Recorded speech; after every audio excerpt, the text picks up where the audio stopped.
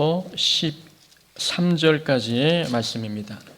누가복음 11장 5절부터 13절까지의 말씀입니다. 우리 한 절씩 교독하겠습니다. 또 이르시되 너희 중에 누가 벗이 있는데 밤중에 그에게 가서 말하기를 벗이여 떡 세 덩이를 내게 구워달라.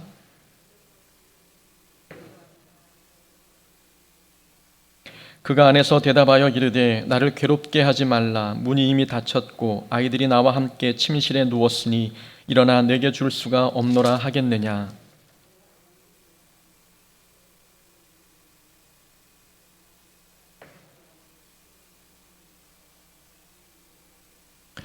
내가 또 너희에게 이르노니 구하라 그러면 너희에게 주실 것이요 찾으라 그러면 찾아낼 것이요 문을 두드리라 그러면 너희에게 열릴 것이니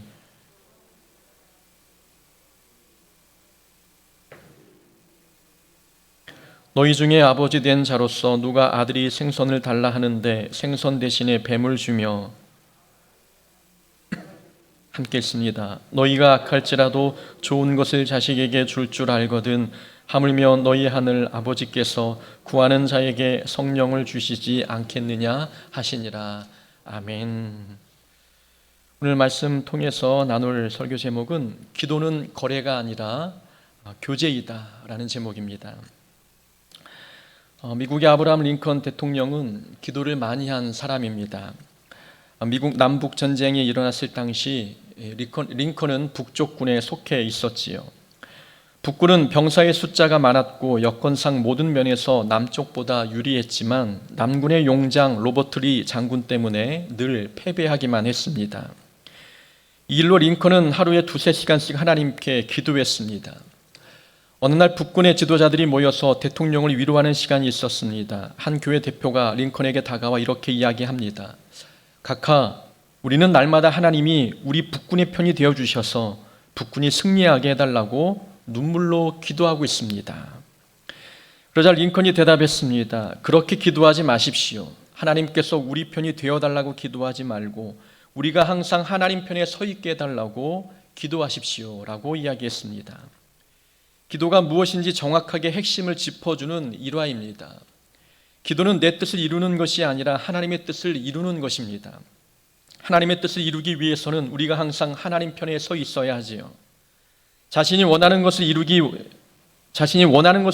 위하는 사람은 하나님을 자기 편으로 만들려고 합니다. 하나님을 종 부리듯 부리겠다는 의도가 담겨 있는 거지요. 그러나 하나님은 알라딘의 요술램프의 지니가 아닙니다. 우리가 말하면 하나님께서 다 들어주시는 그런 것은 기독교에서 말하는 기도가 아닙니다. 무속신앙에서 피는 기도는 자기가 원하는 것을 얻어낼 수 있다고 생각하는 기도입니다. 자기가 원하는 것을 얻어내려는 것이 그 목적이 강한 기도가 무속신앙 곧 하등 종교에서 말하는 기도입니다. 하지만 기독교에서 말하는 기도의 본질은 자신이 바라는 것을 하나님께 강요하는 것이 아닙니다. 우리가 하나님 편에 서서 하나님께서 원하시는 것을 이루어드리는 것, 이것이 성경이 말하는 기도입니다. 설교의 대가라 하는 스펄전 목사님은 이렇게 이야기했습니다. 성경은 우리에게 항상 설교해야 한다고 말하지 않습니다. 성경은 우리에게 항상 기도하라고 말씀합니다. 의미 있는 말씀입니다. 예수님께서 우리에게 하신 말씀은 항상 설교하라 아니었습니다. 항상 기도하라라는 말씀이었습니다. 기도는 신앙생활에서 반드시 해야 할 중요한 덕목임을 말씀하고 있는 겁니다. 기도의 중요성은 아무리 강조해도 지나치지 않습니다. 지난주 수요일에도 기도의 중요성을 설명하기 위해 기도는 산소 호흡기다, 기도는 나침판이다 비유적으로 설명을 했습니다. 그러나 기도하는 사람이 스스로 기도의 중요성을 깨닫지 않으면 기도의 자리에 나아가기 어렵습니다. 자기 자신이 기도를 얼마나 중요하게 생각하는지 자가 진단하는 방법이 있습니다. 사람마다 자가 진단법이 다 다르지만 제가 택한 방법은 이것입니다. 자녀에게 얼마나 기도를 강조하고 가르치고 있는지, 그 상황을 보면 본인이 기도를 얼마나 중요하게 여기는지 가늠해 볼 수가 있습니다. 모든 부모는 자녀가 잘 되기를 바랍니다. 자녀가 잘 되기를 바라는데 기도해야 된다, 기도하지 않으면 안 된다라고 말하지 않는다면 과연 기도를 중요하게 여기고 있는 것일까요? 살아보니까 우리 인생은 기도하지 않으면 안 되는 인생입니다. 하나님의 은혜가 부어지지 아니하면 하루도 평안하게 살 수 없는 것이 우리의 인생 길입니다. 그래서 기도할 수밖에 없고 자녀들에게 기도를 가르칠 수밖에 없는 것, 그것이 오늘날 우리의 삶의 모습 아니겠습니까?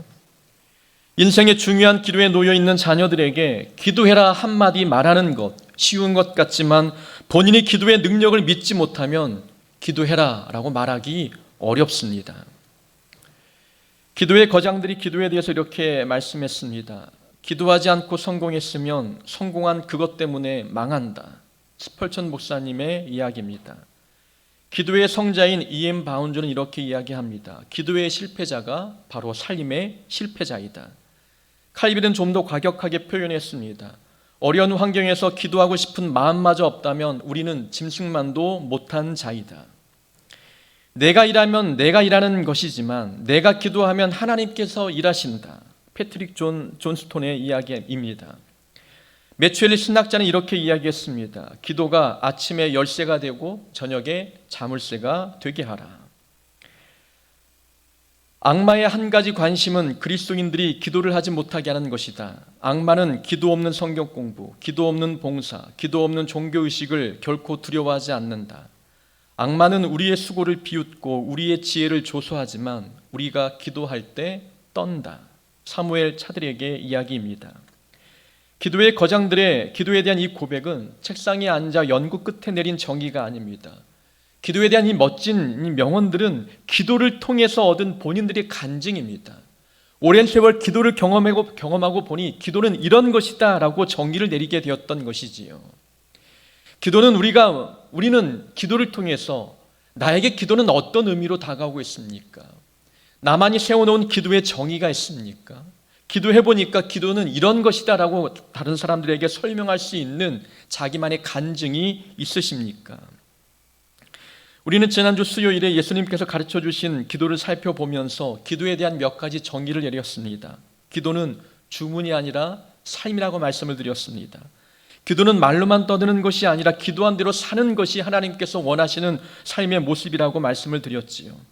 또 기도는 조율하는 시간이라고 말씀을 드렸습니다. 하나님의 뜻에 내 삶을 맞추어가는 것, 그것이 바로 기도하는 자의 올바른 자세입니다. 기도는 명상이 아니라 관계다라고 말씀을 드렸지요. 명상은 자기 안에 있는 것을 깨끗이 비워내는 것이지만 성경에서 말하는 기도는 하나님의 것으로 채우는 겁니다. 하나님을 내 삶에 채울 때 비로소 하나님이 기뻐하는 삶을 살게 되는 것이지요. 또 기도는 시험을 피해가는 비결을 얻는 시간이 아니라 시험에 굴하지 않는 힘을 공급받는 시간이라고 또 함께 정의를 내렸습니다. 그것이 우리가 경험한 기도의 은혜입니다. 우리는 매일매일 하나님께 기도하면서 나만이 알고 있는 기도에 대한 좋은 간증들을 가지고 있어야 되는 것입니다. 11장 1절부터 4절까지 말씀, 우리가 지난주에 수요일에 살펴보았던 말씀, 주기도문의 내용이 나오지요. 그런데 5절부터 13절까지는 기도응답에 대한 주제를 말씀하고 있습니다. 주기도문은 기도하는 방법에 대한 가르침인데 이 주기도문과 기도응답에 대한 주제를 나란히 배치했다는 것을 통해서 얻을 수 있는 교훈이 한 가지가 있습니다. 예수님께서 가르쳐주신 기도대로 기도하면 반드시 응답된다라는 것이 오늘 11장에서 우리에게 말씀해주고 있는 주제입니다. 또 1절부터 4절까지, 다시 말하면 주기도문의 내용이 기도의 이론을 이야기하고 있는 것이라면 오늘 봉독했던 5절부터 13절까지의 말씀은 기도의 실제, 기도의 예입니다. 여기서 얻는 교훈이 또 한 가지 있죠. 기도 방법을 아는 것에 그치지 말고 실제로 기도하라는 것입니다. 기도를 이론으로 배웠다면 이론으로 배운 것에 그치지 말고 삶에서 실천하여 기도의 유익이 무엇인지를 직접 경험하라는 뜻이 담겨 있는 것입니다. 예수님은 기도의 실제를 설명하시면서 오늘 본문에 세 가지의 예화를 말씀합니다. 첫 번째 예화는 집에 찾아온 친구를 대접하기 위해 떡을 구하러 간 사람의 이야기입니다. 여행객이 밤에 한 가정을 방문했습니다. 여러분, 밤에 여행객이 찾아온다는 것은 그 시대에서는 일반적인 모습이었습니다. 낮에는 장렬하게 내리쬐는 태양이 있기 때문에 낮에 여행하는 것은 불가능했습니다. 그래서 될 수 있으면 해질 무렵에 여행을 출발해서 하룻밤 묵기 위해서 한 집에 방문할 때는 밤 시간이 될 수밖에 없었습니다. 그러니까 밤에 손님이 와도 반갑고 친절하게 대접하는 것, 그것이 그 시대의 문화였습니다. 그런데 집주인은 여행객을 위해서 내줄 떡이 없었습니다. 본인 집에 손님이 찾아왔는데 대접할 만한 떡이 없었죠. 그래서 집주인은 친구 집을 찾아갔습니다. 손님을 대접하기 위해서 떡 3덩이를 빌려달라고 요청했지요. 8절에 보니까 내가 너희에게 말하노니 비록 벗됨으로 인하여서는 일어나서 주지 아니할지라도 그 간청함으로 인하여 일어나 그 요구대로 주리라. 이 예화는 누구의 관점에서 본문을 해석할 것이냐에 따라서 교훈이 달라집니다. 밤에 찾아온 여행객의 관점에서 본문을 볼 것이냐, 아니면 손님을 위해 떡을 빌리러 간 사람의 관점에서 본문을 볼 것이냐, 아니면 밤중에도 잠자리에서 일어나 떡을 빌려준 그 사람의 입장에서 본문을 해석할 것이냐, 누구의 관점에서 볼 것이냐에 따라서 의미가 달라집니다. 오늘 우리는 떡 3덩이를 빌리러 간 사람의 입장에서 한번 생각해 보고자 합니다. 만약 우리가 이 사람이라면 늦은 밤 떡을 빌리러 친구에게 찾아갈 수 있겠습니까? 밤늦게 손님을 대접해야 되는데 내 손님을 대접할 그런 떡이 없으니 가까이 사는 친구 집에 찾아가서, 그것도 늦은 밤에 찾아가서 잠자리에 들 법한 시간대에 찾아가서 떡을 빌릴 수 있는 그런 용기가 우리에게 있겠느냐라는 겁니다. 염치 없다는 생각이 들지 않겠습니까? 자는 친구를 깨워서 떡을 빌려달라고 할 수 있는 것, 이 보통 용기가 아니면 불가능한 일이지요. 그런데 본문 속 사람은 늦은 밤에 미안한 기색도 없이 자신감 있게 떡을 빌려달라고 요구하고 있습니다. 이유가 무엇 때문일까요? 이 사람은 늦은 시간에 찾아가도 반드시 요구한 것을 얻을 수 있다는 확신 때문이었습니다. 이 본문 속 주인공은 어느 시간대에 찾아가서 요구해도 문전박대 당하지 않고 필요한 것을 얻을 수 있다고 확신했습니다. 응답에 대한 확신이 없었다면 늦은 밤에 찾아가는 것은 불가능한 일이었던 것이지요. 우리는 이 사람을 통해서 얻는 교훈이 있습니다. 기도는 반드시 응답된다는 확신이 있어야 합니다. 기도는 반드시 응답이 됩니다. 언제 기도하든 어디서 기도하든 무엇을 위해 기도하든 하나님은 우리 기도를 들으시고 반드시 응답합니다. 하나님께 기도 제목을 들고 나아갈 때 염치 없다고 생각하지 말아야 합니다. 창피하다거나 체면 생각해서 이 기도 제목 하나님께 간구해도 될까 의심할 필요가 없다는 겁니다. 하나님은 우리 기도에 반드시 응답하시는 분이십니다. 내 기도에 하나님의 응답하신다는 확신이 있는 사람들만이 하나님께 기도하게 되는 것입니다. 제임스 패커가 말했습니다. 하나님의 자녀에게는 응답되지 않는 기도란 없다. 하나님의 자녀가 하는 모든 기도는 응답된다는 주장입니다. 하지만 우리는 이 말에 동의하기가 매우 어려울 때가 있지요. 우리가 드린 기도 중에 응답되지 못한 기도가 더 많습니다. 그래서 하나님의 자녀가 하는 모든 기도는 응답된다라는 이야기를 들으면 마음속에서 조금 거부감이 드는 게 사실입니다. 하지만 우리가 응답되지 않았다고 해서 하나님께서 응답하지 않은 것이 아닙니다. 우리가 응답되지 않았다고 생각하는 이유 중에 하나는 하나님의 응답의 범위를 협소하게 생각하기 때문입니다. 하나님은 우리가 원하는 방식으로 응답하기도 하지만 우리가 생각하지 못한 방법과 방식을 통해서 응답하실 때도 있습니다. 하나님의 응답 방법은 우리의 짧은 지식으로 헤아릴 수 없기 때문에 응답을 받았어도 응답받았다고 생각하기 어려운 것이지요. 하나님의 응답의 그 통로와 방법은 짧은 우리의 지식으로 가늠하기 어렵기 때문입니다. 그러나 하나님은 우리 기도에 반드시 응답하시는 분이십니다. 이종선의 멀리 가려면 함께하라 라는 책에 소개된 한 편의 시가 있습니다. 작자 미상의 시인데 제목은 난 부탁했다 라는 제목입니다. 번역을 조금 바꿔보면 나는 기도했다라는 이 문장으로 바꾸어도 번역을 해도 문제가 없다는 생각이 듭니다. 이 시는 미국 뉴욕의 신체 장애자 회관에 걸려있는 그 시입니다. 하나님의 응답의 방식은 우리가 원하는 방식을 뛰어넘는다는 것을 가르쳐주고 있는 시이지요. 한번 읽어드리겠습니다. 나는 하나님께 나를 강하게 만들어 달라고 부탁했다. 내가 원하는 모든 것을 이룰 수 있도록. 하지만 하나님은 나를 약하게 만들었다. 겸손해지는 법을 배울 수 있도록. 나는 하나님께 건강을 부탁했다. 더 큰 일을 할 수 있도록. 하지만 하나님은 내게 허약함을 주셨다. 더 의미 있는 일을 하라고. 나는 부자가 되게 해달라고 부탁했다. 행복할 수 있도록. 하지만 난 가난을 선물 받았다. 지혜로운 사람이 될 수 있도록. 나는 재능을 달라고 부탁했다. 그래서 사람들의 찬사를 받을 수 있도록. 하지만 난 열등감을 선물 받았다. 하나님의 필요성을 느끼도록. 나는 신에게 모든 것을 부탁했다. 삶을 누릴 수 있도록. 하지만 신은 내게 삶을 선물했다. 모든 것을 누릴 수 있도록. 나는 내가 부탁한 것을 하나도 받지 못했지만 내게 필요한 모든 것을 선물 받았다. 나는 작은 존재임에도 불구하고 신은 내 무언의 기도를 다 들어주셨다. 모든 사람 중에서 나는 가장 축복받은 자이다. 이 시를 보면 하나님은 저자가 바라는 것을 하나도 응답한 것이 없었습니다. 그러나 시인은 본인이 필요한 모든 것은 응답받았다고 고백하고 있습니다. 하나님의 방식으로 응답한 것을 시인은 경험한 것입니다. 내가 바라는 것대로 응답하지 않았지만 하나님은 하나님의 방식대로 분명히 응답해 주셨습니다. 그러니 모든 기도에 하나님은 응답하셨습니다. 라는 고백이 나올 수가 있었던 것입니다. 우리는 바울의 기도가 생각이 납니다. 바울은 사탄의 가시를 제거해 달라고 하나님께 간구했지만 바라던 대로 응답이 되지 않았습니다. 하지만 바울은 깨달았습니다. 본인이 자만하지 않도록, 그리고 하나님의 능력이 약한 데서 온전해질 수 있도록 하나님께서 여전히 가시를 남겨두셨구나. 하나님은 하나님의 방식대로 응답했다는 것을 깨달았습니다. 하나님은 우리의 기도에 모두 응답하시는 분이십니다. 우리 기도에 반드시 응답하기 때문에 우리는 어떤 문제가 있든 하나님께 나아가 기도해야 되는 것입니다. 9절에 보니까 구하라 그리하면 너희에게 주실 것이요 찾으라 그러면 찾아낼 것이요 문을 두드리라 그러면 너희에게 열릴 것이니. 하나님은 우리의 필요를 아십니다. 그러나 필요를 채워주시는 통로는 기도를 통해서입니다. 하나님은 가끔 우리에게 필요한 것이 무엇인지 아셔도 우리가 기도할 때까지 기다리십니다.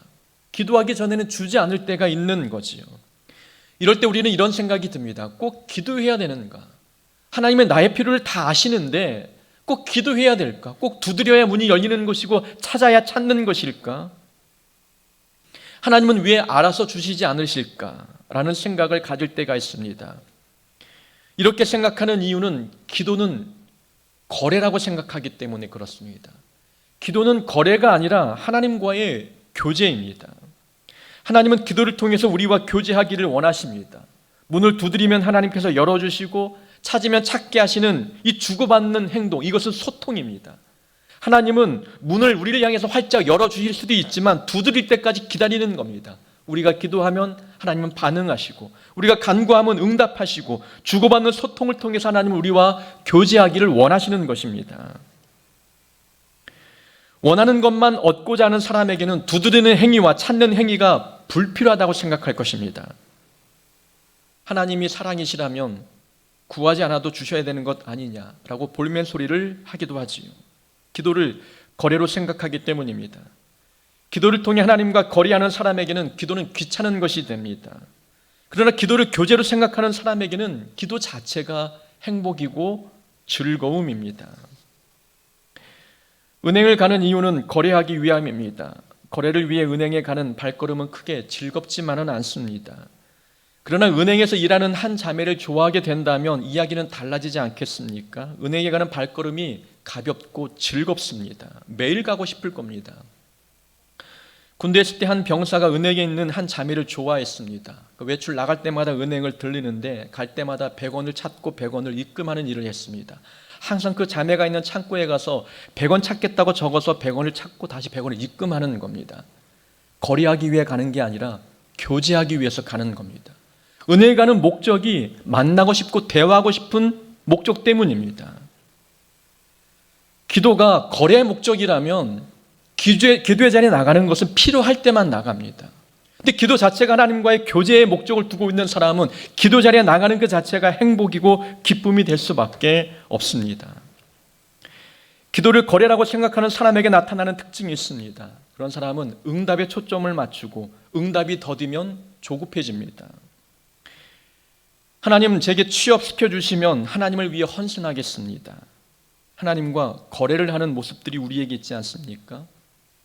근데 이런 기도는 다 하긴 합니다. 그러나 응답이 더디면 화가 나고 조급해지는 겁니다. 응답이 더딜 때, 내 방식대로 응답이 주어지지 않을 때 조급해지고 화가 나고 시험에 든다면 기도를 거래로 생각하는 것과 다를 바가 없습니다. 교제가 목적인 사람은 응답이 더디어도 조급하지 않습니다. 어차피 목적은 하나님과의 교제이기 때문입니다. 내가 간구한 기도 제목대로 응답이 되지 않아도 나는 기도를 통해서 하나님과 교제했습니다. 그것으로 만족하고 기뻐하는 것입니다.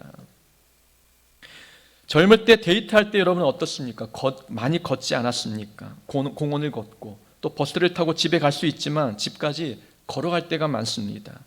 남자가 여자 집에 데려다 주고 집에 왜 그렇게 빨리 도착하게 되는지, 여자 집에 도착하면 이제는 여자가 남자를 데려다 주는 겁니다.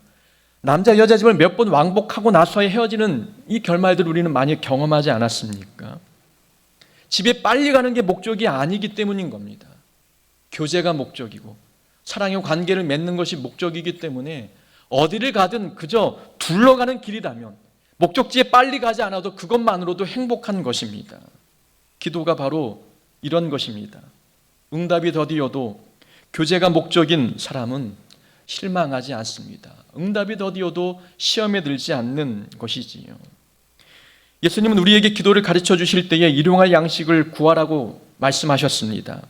하루 사용할 양식을 구하라는 뜻이지요. 오늘 먹을 양식을 오늘 구했다면 내일 먹을 양식은 또 내일 구해야 합니다. 이것이 일용할 양식을 구하는 태도입니다. 하나님은 한 달 양식과 1년 양식을 한꺼번에 주는 분이 아닙니다. 매일 먹을 양식을 그때마다 구하라고 말씀하고 있는 거지요. 하나님은 기도를 통해서 우리와 교제하기를 원하시기 때문입니다. 오늘 만나를 주셨다면 내일 아침에도 또 만나를 주시는 겁니다. 오늘 하나님과 만났다면 내일 아침에 또 만나고 싶어 하시는 하나님의 마음을 우리에게 보여주고 있는 것이지요. 그 기도의 목적은 거래가 아니라 하나님과의 교제라는 생각을 가지고 있어야 합니다. 그래야 기도의 응답이 더디어도 그 더딘 만큼 하나님과 더 오래 교제할 수 있기 때문에 행복한 것입니다. 11절 이하에 보면 이렇게 말씀합니다. 너희 중에 아버지 된 자로서 누가 아들이 생선을 달라 하는데 생선 대신에 뱀을 주며 알을 달라 하는데 전갈을 주겠느냐. 너희가 악한 자라도 좋은 것을 자식에게 줄 줄 알거든 하물며 너희 하늘 아버지께서 구하는 자에게 성령을 주시지 않겠느냐. 생선과 뱀을 대조했고 알과 전갈을 대조했습니다. 생선은 뱀처럼 생긴 생선이 있지 않습니까? 그걸 빗대어서 말하는 겁니다. 장어처럼 긴 뱀처럼 생긴 생선을 달라 할 때 어떤 아버지가 뱀을 줄 수 있겠느냐. 전갈이 꼬리를 돌돌 말면 알처럼 보이기도 합니다. 그래서 알을 달라 하는 자녀에게 전갈을 주는 아버지가 어디 있겠느냐. 아무리 악한 아버지라 할지라도 좋은 것을 줄 아는데 하늘 아버지께서 구하는 자에게 성령을 주시지 않겠느냐 말씀합니다. 자, 문맥상 보면 어떻게 말씀해야 옳습니까? 악한 아버지도 자식에게 좋은 것을 줄 아는데 하늘 아버지께서 너희에게 좋은 것을 주시지 않겠느냐라고 말하는 것이 문맥상 맞습니다. 마태복음에는 그렇게 기록되어 있죠. 근데 오늘 본문 누가복음에는 하늘 아버지께서 성령을 주시지 않겠느냐라고 말씀하고 있습니다. 문맥을 통해 정리해 보면 하나님은 우리에게 좋은 것을 주시는데 그 좋은 것이 무엇입니까? 성령님이라고 우리에게 말씀하고 있습니다. 우리가 기도할 때 하나님은 가장 좋은 것을 주시는데 그 좋은 것이 바로 성령 하나님임을 우리에게 말씀하고 있습니다. 바꾸어 말하면 성령 하나님 안에 모든 좋은 것이 다 들어있다는 뜻입니다. 성령 충만하면 그것으로 모든 것이 다 기쁘고 모든 것이 행복하다는 것입니다. 성령님이 기도를 통해서 우리 마음에 임재하시고 충만해지면 나타나는 하나의 특징이 있습니다. 성령 하나님과 동행하게 되는 것입니다. 기도할 때 주어지는 복은 성령 하나님과 동행하는 것입니다. 성령 하나님과 동행하기 시작하면 우리의 삶은 하나님의 계획에서 어긋나지 않습니다. 우리의 삶이 하나님의 계획에서 어긋나지 않는다는 뜻은 하나님의 뜻이, 우리를 향한 하나님의 뜻이 우리 삶에 성취된다는 것을 뜻하고 있는 것입니다. 결국 기도하는 사람은 하나님의 뜻을 성취하며 삽니다. 기도하는 사람은 그 인생이 하나님의 계획에서 벗어나지 아니하고 하나님의 계획을 이루며 사는 삶이 되는 것입니다. 이것이 우리에게 가장 큰 복이 아니겠습니까? 아무리 삶의 부경화를 누린다 할지라도 하나님의 계획에서 벗어난 인생길을 걸어가고 있다면 어찌 그 인생이 복이라고 말할 수가 있겠습니까? 하나님 안에서 큰 복은 성령 충만한 것이고, 성령 충만함을 통해서 하나님의 계획을 이루며 사는 인생, 이것이야말로 우리에게 주어지는 가장 큰 은혜입니다.